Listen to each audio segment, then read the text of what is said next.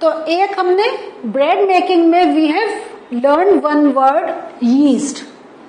ये क्या है, अब आपको पता चल गया, इज अ माइक्रो ऑर्गेनिज्म और this is also used for commercial production of alcohol and wine. जो आपका एल्कोहल मेकिंग है that is also because of microorganism. और उसमें माइक्रो ऑर्गेनिज्म कौन सा है, यीस्ट। अब ये कैसे बनता है, let us study that part. When sugar is converted to alcohol, अब ये शुगर क्या है, शुगर लाइक जो अल्कोहल आपको बनता है, जैसे हमारा एक बहुत जनरल एक फ्रूट है ग्रेप, ग्रेप से हम अल्कोहल बनाते हैं, ऐसे राइस से भी बनता है और भी बहुत चीजों से अल्कोहल बनता है। I am taking example of grape. Grape क्या है, खाने में मीठा होता है, तो ग्रेप में एक हमारा जो उसका अपना कॉन्स्टिट्यूएंट होता है, उसमें there is lot of sugar present. आप कहते हैं ना कि किसी को शुगर की बीमारी है, डायबिटीज है, ये मत खाओ, इसमें बहुत शुगर। तो शुगर का मतलब ये नहीं है खाली चीनी, sugar is also a organic compound that is present naturally in some of our food products.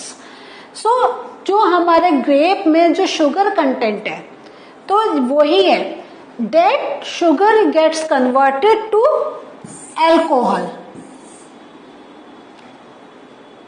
Sugar जो अल्कोहल में कन्वर्ट हो रहा है, ये क्यों हो रहा है, with the help of yeast. और थोड़े टाइम में हमें एक पर्टिकुलर स्मेल आने लग जाती है and we get that smell of alcohol. So grapes में जब हम यीस्ट मिलाकर थोड़े टाइम के लिए रख देते हैं, उसके जब उसका जो प्रोसेस होता है, उस प्रोसेस के बाद we start smelling a particular smell and that is because of sugar is getting converted to alcohol. तभी आप देखते हैं, आपको अगर कोई ड्रिंक करा हुआ पर्सन आपके पास से जाता है, यू इमीडिएटली नो अरे इसने पी रखी है। तो that particular smell comes because sugar से अल्कोहल बन गया है। This process of conversion of sugar into alcohol is known as fermentation. इसके लिए एक वर्ड आता है फर्मेंटेशन। तो what is the meaning of fermentation, when sugar is getting converted to alcohol, या कोई माइक्रो ऑर्गेनिज्म उस पे एक्ट कर रहा है। तो fermentation word is not only related to making of alcohol. Fermentation जैसे हम ब्रेड बना रहे हैं या बिस्किट्स में तो कम यूज होता है, लेकिन जैसे केक्स है या हम जैसे इडली या डोसा बनाते हैं, क्या होता है, चावल पीस के हम 5-6 घंटे के लिए वी कीप इट, हम कहते हैं इसको फर्मेंट होने दो। तो fermentation is when the micro organism are working and they are changing one food product to the another product. जैसे इसमें sugar is getting converted to alcohol, ऐसे ही अगर हम नान का एग्जाम्पल लें तो जो हमारा आटा जो हमने मैदा जो मल के रखा है, उस पे क्या होता है, यीस्ट वर्क करता है और कार्बन डाइऑक्साइड प्रोड्यूस करके वो उसको फुलाता है, उसका वॉल्यूम को इंक्रीज करता है। तो this increase of volume is also known as fermentation. तो फर्मेंटेशन आप ये समझ लीजिए, it is not only that when sugar gets converted to alcohol, ये उसके भी मतलब और भी चीजों में हम फर्मेंटेशन वर्ड यूज कर सकते हैं। नाउ जो हमने करा है माइक्रो ऑर्गेनिज्म का, as we are doing the chapter, हमें it is very useful in medicinal industries. तो एक तो हमने आपको याद होगा जब हमने सबसे पहले चार्ट देखा था कि it is use to make medicine, और medicine what do you think, ये थोड़ी सी बन जाती हैं किसी रूम में, नहीं, इनका there are big big industries. तो आज हमारा टॉपिक क्या क्या है, how micro organism are use in industry. तो अल्कोहल जैसे it is a very big project, बहुत बड़े हमारा एक प्रोडक्शन यूनिट होता है। इन द सेम वे जो हमारी मेडिसिन बनती हैं वो छोटे मोटी जगह नहीं, बहुत बड़ी बड़ी फैक्ट्रीज में बनती हैं। सो नाउ मेडिसिनल इंडस्ट्री में how micro organism are useful, तो they are used to make antibiotic tablets, capsules या injections. So if you are taking any medicine, तो हम 3 वे में लेते हैं, either in tablets or in capsules or in by injections. So ये जो antibiotic tablets बनती हैं, these are made because of microorganisms. तो source of these medicines is microorganisms. अगर microorganisms नहीं होंगे, we cannot make some type of antibiotics. ठीक है? These medicines, अब ये जो मेडिसिन की हम बात कर रहे हैं, इसमें basically we are focusing on antibiotic. तो आपके डिफरेंट टाइप्स की मेडिसिन होती हैं. इसमें आप ये रखें, we are talking about antibiotic medicine. ये जो मेडिसिन होती हैं, these antibiotic medicine are used to kill या stop the growth of the disease causing microorganism. Disease causing. Isn't it that interesting? Microorganisms are used to make medicines to cure disease caused by microorganisms. So in some way microorganisms are harmful.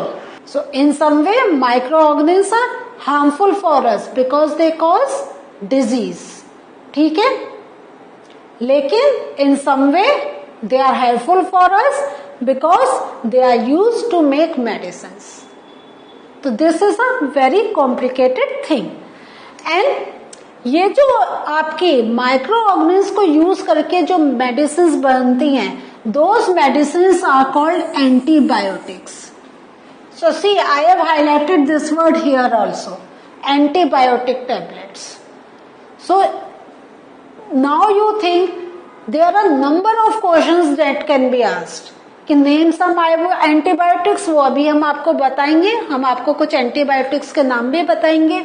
लेकिन कौन सी medicine are made with the help of microorganism? Antibiotics.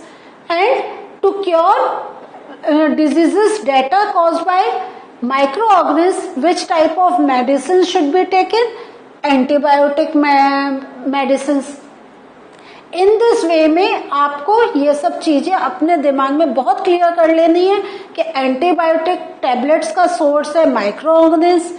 These antibiotics are used to kill the growth of microorganisms, and the medicines that are used to cure the disease caused by microorganisms are known as antibiotics. तो अगर देखें तो ये circle की तरह हमारा concept है.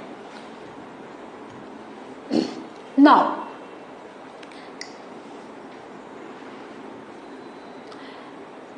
there are some antibiotics that are made from fungi and bacteria. तो अब आपको पता चल गया fungi and bacteria क्या हैं? They are type of microorganisms. तो ये यूज होते हैं to form some antibiotics. These are the some examples of name of medicines या antibiotics.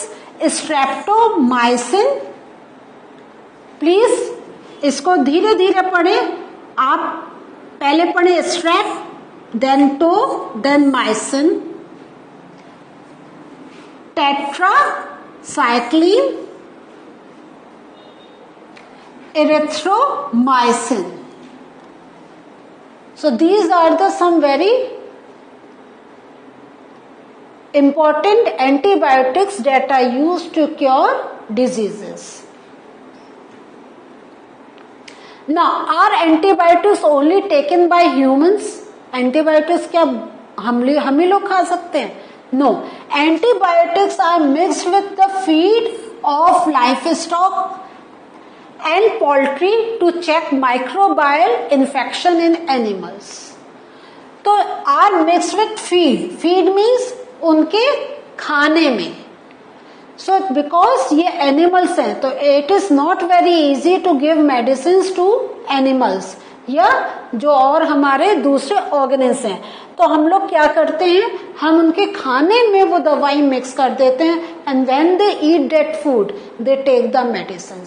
तो this means medicine are important for animals also. और उनमें भी क्योंकि एंटीबायोटिक्स किसके लिए, जो माइक्रो ऑर्गेनिज्म से रिलेटेड डिजीजेस हैं, तो इन एनिमल्स में भी कुछ डिजीजेस होती हैं that are caused because of some microorganism, तो उनको देने के लिए हमें क्या जरूरी है, antibiotic. They are also use to control many plant diseases.